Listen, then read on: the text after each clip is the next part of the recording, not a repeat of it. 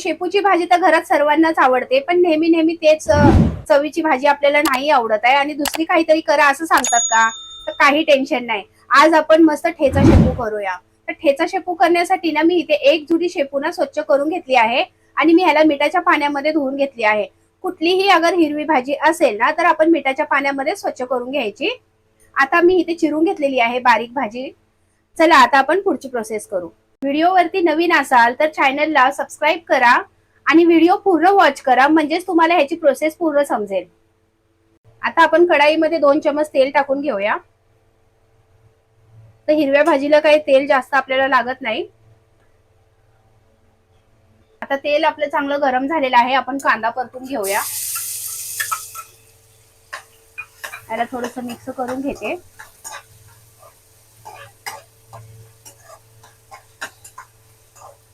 आता कांदा आपला परतून झालेला आहे. आपण त्याच्यामध्ये ठेचा सुद्धा टाकून घेऊया. तर इथे मी आलं, लसूण आणि हिरव्या मिरचीचा ठेचा करून घेतलेला आहे.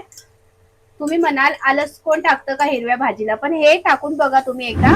भाजी आपली चवीला एकच नंबर होईल.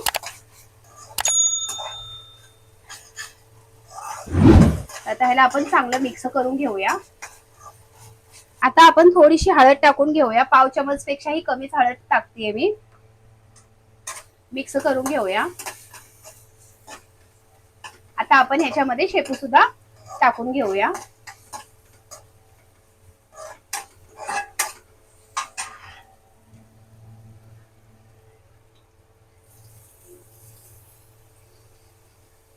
मस्त ह्याला मी स्वच्छ धुवून आणि बारीक सुद्धा चिरून घेतलेला आहे आणि पूर्ण मी पाणी ह्याच्यातनं निथळून काढलेलं आहे चाळणीमधून. ह्याला थोडंसं मिक्स करून घेऊया. मी ह्याच्यामध्ये मीठ शेवटला टाकणार आहे, कारण आपली भाजी कुठल्याही पालेभाज्या खाली बसतात, त्यामुळे आपण भाजीमध्ये शक्यतो शेवटलाच मीठ घातलं पाहिजे.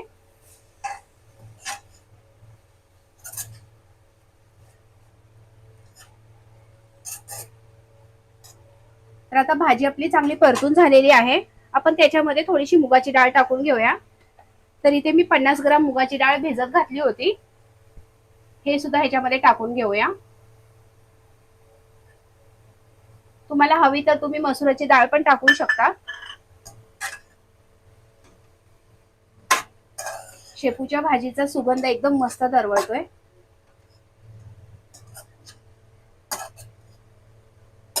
आता ह्याला आपण 5 मिनिटं मिक्स करून ह्याला वाफवून घेऊया 5 मिनिटं. आता भाजी आपली मिक्स करून झालेली आहे. त्याच्यामध्ये आपण चवीनुसार मीठ टाकून घेऊया आणि ह्याच्यामध्ये मी पाणी वगैरे काही न घालता ह्याला फक्त वाफेवरती 5 मिनिटं शिजवणार आहे. कारण पाणी घातल्याच्या नंतर भाजीला चव चांगली येत नाही, त्यामुळे शक्यतो पाणी टाकू नका. आणि सकाळच्या टिफिन मध्ये वगैरे ही भाजी एकदम मस्त लागते खायला चपाती बरोबर. तर त्यात पाणी न टाकता तुम्ही अशी सुकी भाजी टिफिनला करू शकता. आता ह्याला मी 5 मिनिटं वाफवते.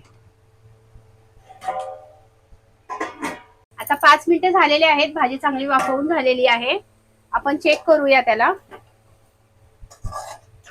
तर भाजी चांगली शिजवून झालेलीच आहे, पण मी इथे डाळीचा लगदा न करता तर अशी 80 ते 90% आपल्याला डाळ शिजवायची आहे. अशी हाताने तुटली पाहिजे डाळ अशा प्रकारे.